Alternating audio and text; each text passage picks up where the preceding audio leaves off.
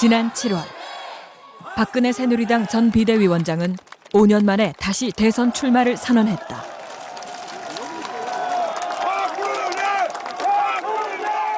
국민들이 꿈으로만 가졌던 행복한 삶을 실제로 이룰 수 있도록 도와드리는 대통령이 되고 싶습니다. 그로부터 42일.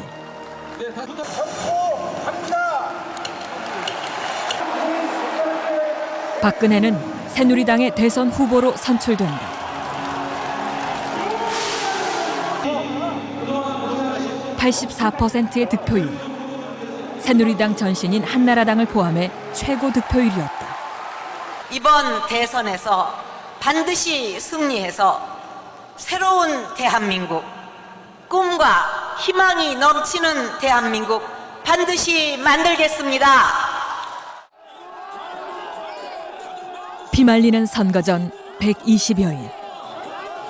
막판 추격을 뿌리치고 박근혜는 마침내 제18대 대통령에 당선됐다. 사람들은 대통령은 하늘이 낸다고 말한다. 그리고 민심은 천심이라고 한다. 그렇다. 민심을 얻지 못하면 결코 누구도 대통령이 될 수 없다. 대한민국 최초의 여성 대통령. 또한 아버지 박정희와 함께 대한민국 최초의 부녀 대통령으로 기록될 박근혜. 대한민국의 주인인 유권자들은 어떤 기대와 소망을 갖고서 이런 선택을 했을까?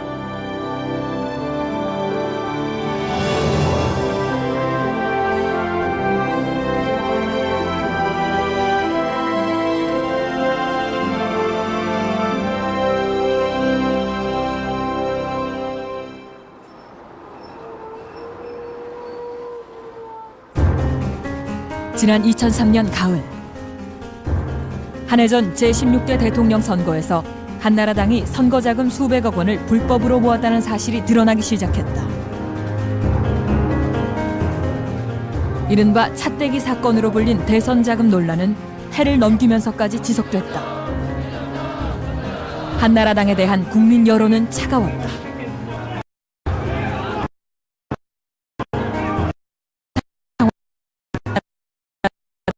노무현 대통령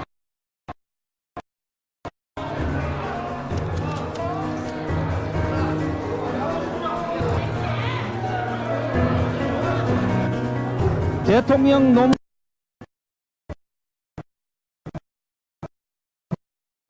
선포합니다.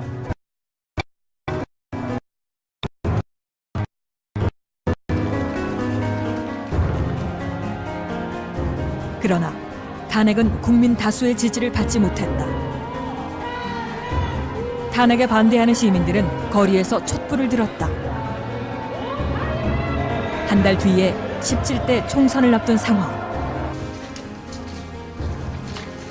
결국 탄핵을 주도한 최병렬 대표가 물러나고 새 지도부를 선출하는 절차에 돌입했다. 안녕하세요. 예. 한나라당을 존폐 위기에서 구할 인물로 박근혜가 떠올랐다.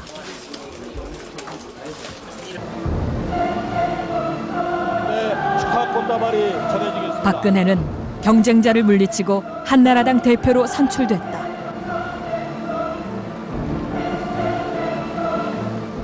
뼈를 깎는 자성으로 국민 속으로 들어가고자 합니다. 침묵하는 다수를 대변하고 고통받는 서민들의 아픔을 살피는 진정한 국민 정당이 되겠습니다.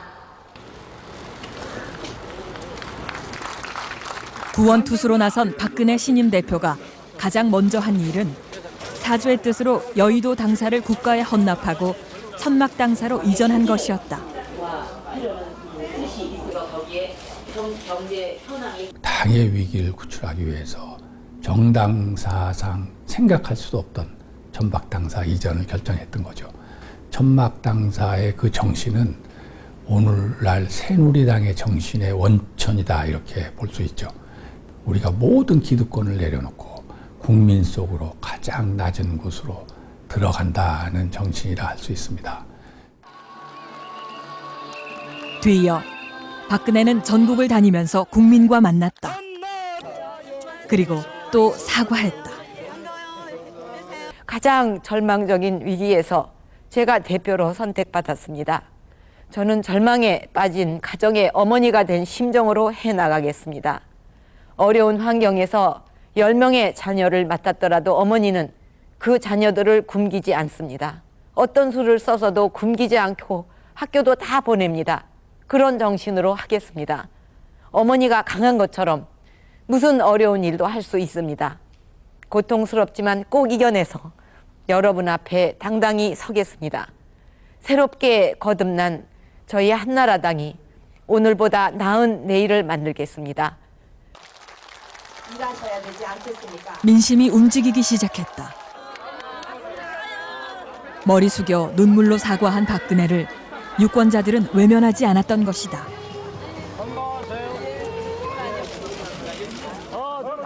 이른바 탄핵 역풍 속에서도 국회의원 선거에서 121명을 당선시켰다.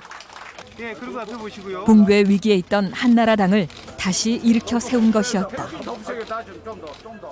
국민들의 감성적인 효과를 극대화시키는 동시에 완전히 무너졌던 한나라당을 그야말로 새롭게 완벽하게 새 집으로 만들어냈죠. 그러면서 그야말로 일종의 중견 정치인에서 일약 대한민국의 어떤 유력한 대권 주자로 확 떠오른 이런 결정적인 계기라고 생각을 합니다.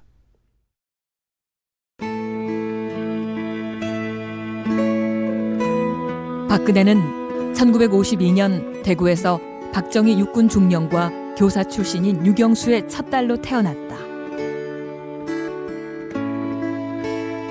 전쟁이 끝난 뒤 가족은 서울로 이사해 신당동의 단층집에 자리를 잡았다.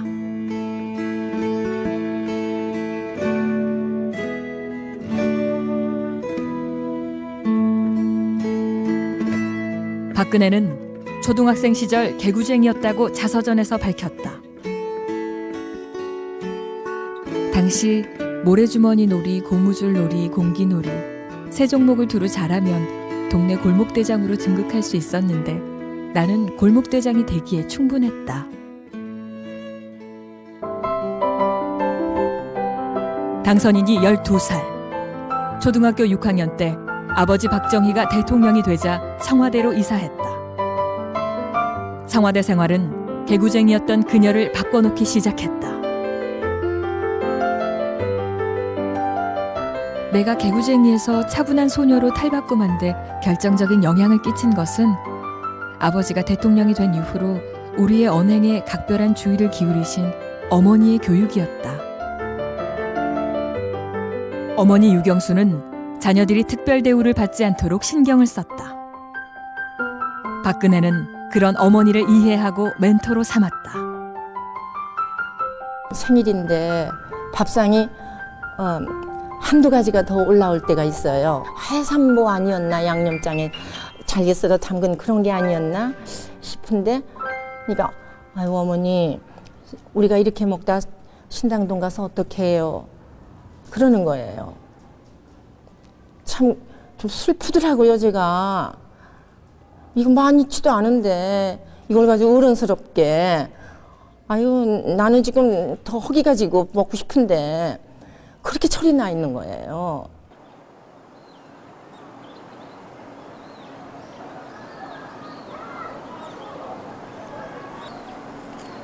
박근혜는 청와대에서 서울 원효로에 있는 중고등학교에 다녔다.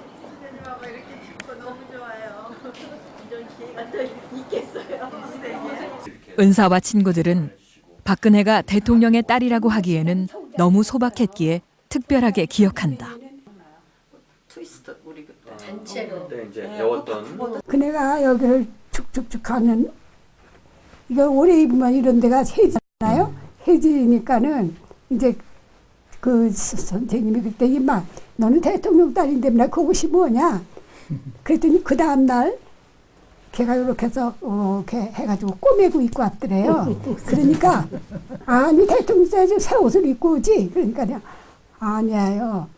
엄마가요 이렇게 꼬매 입으라고 그랬는데요. 책 본 얘기를 많이 했어요. 걔는 문학책을 지금 책이 뭐 제목은 뭐 여러 번 얘기를 했으니까 이제 제목은 잘 생각이 안 나지만은 그런 얘기를 그렇게 재밌게 잘해요. 이렇게 기억을 이렇게 더듬어 보면요. 이렇게 참 애들하고 이렇게 골고루 친했어요. 누구하고만 딱 단짝이 돼가지고 네, 그 애하고만 친해서 뭐 그 애 집을 간다던가 네, 그런 뭐 건 그게 없었죠. 아니었고 공부 잘했죠. 공부 잘하고 노력했고 또 제 생각에는 여러 가지 그 상황 때문에 또 자기가 좀 더 모범을 보여야 된다 그렇게 생각을 하는 것 같았어요. 지금 생각해 보니까.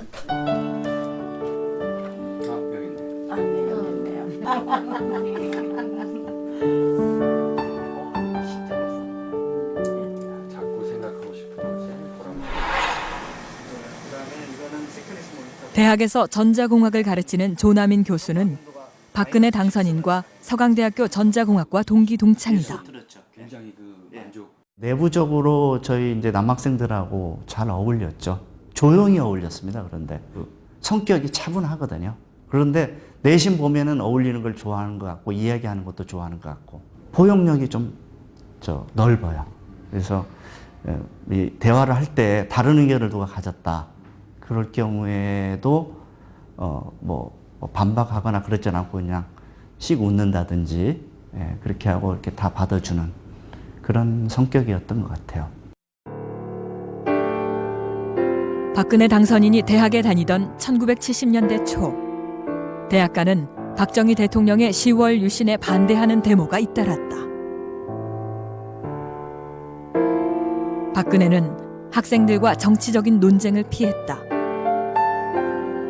그러나 시위 때문에 어려움에 빠진 친구를 몰래 도와주기도 했다. 박근혜 씨가 이제 그 얘기를 유경수 여사께 드렸고, 유경수 여사께서 우리 동기 중에 제적당한 그 친구하고 또 다른 학교에 대적당한 친구까지 전체를 유경수 여사가 하나하나 다 돌보셨어요. 박근혜는 서강대 전자공학과를 수석으로 졸업한 뒤 프랑스로 유학을 떠났다.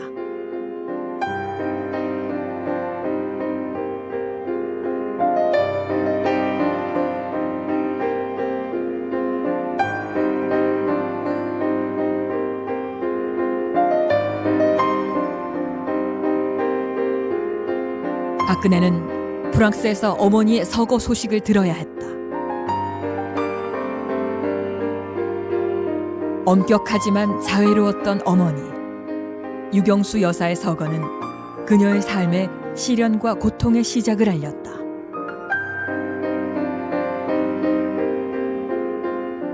장례식을 치르고 한동안은 가슴이 뻥 뚫렸습니다.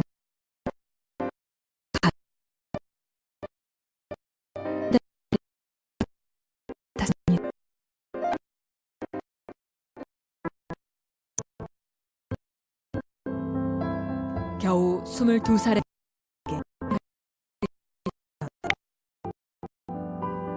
돌아가신 어머니를 대신해 참석한 첫 행사가 야속하게도 어머니 이름의 배구대회였다.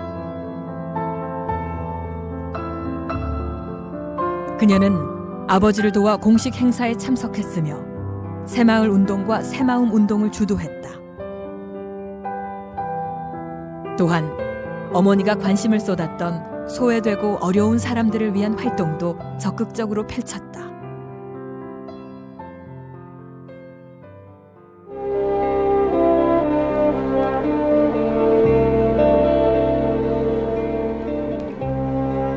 아버지께서 어린 시절에 가난한 농촌에서 자라셨고 또 그 지나오시면서 그런 여러 가지 어려움을 체험하신 만큼 잘 사는 그 농촌, 부강한 나라를 만드는 것이 아주 꿈에 사무치신다고 그렇게 얘기를 하세요. 퍼스트레이디 대행은 시련의 시작이면서도 오늘의 정치인 박근혜를 만드는 중요한 토대가 되었다.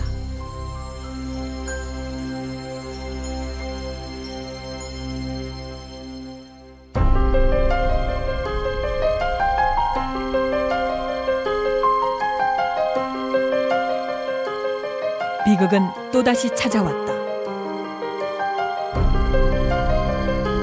아버지 박정희 대통령이 갑작스럽게 서거한 것이었다.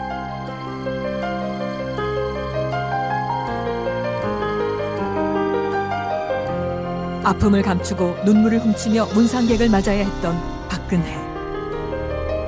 그녀는 당시 고통을 이렇게 표현했다.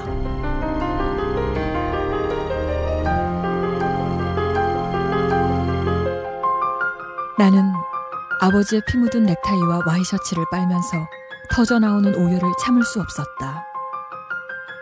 몇 년 전 어머니의 피 묻은 한복을 빨던 기억이 스쳐 힘없이 바닥에 주저앉았다. 한 분도 아니고 부모님 모두 총탄에 피를 흘리며 돌아가신 가혹한 이 현실이 원망스러웠다.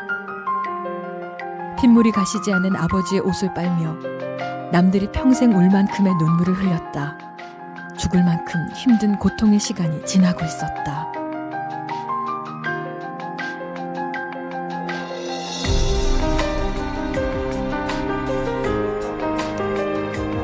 아버지의 장례식을 마친 박근혜는 청와대 생활을 정리하고 신당동으로 돌아갔다.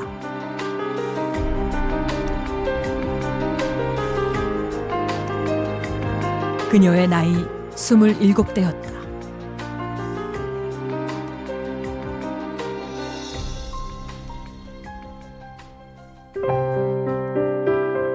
(1982년) 박근혜는 유경재단 이사장에 취임해 어머니가 정성을 들였던 어린이 교육 사업에 열중했다. 그리고 박정희 대통령과 유경수 여사의 업적을 알리는 추모 사업에 매진했다. 박정희 대통령 서거 10주년을 맞았을 때 처음으로 공식적인 추도식을 열었다.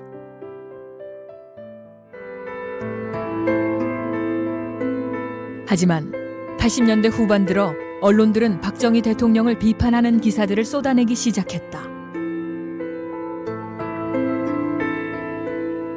아버지가 그렇게 매도당하실 때 얼마든지 그 아버지의 심정을 대변할 수 있고 아버지가 하신 일을 갖다 바르게 알릴 수 있는데도 불구하고 생전에는 그렇게 아버지를 위한다고 그렇게 정말 말로 그 행동으로 그렇게 했음에도 불구하고 돌아가시고 그렇게 처참하게 매도를 당하시는데 단 한마디의 말이 없었다는 거, 또 그거를 바로잡기 위해서 일체의 그 노력도 하지 않았다는 거, 그것을 제가 보면서 굉장한 비애를 느꼈습니다.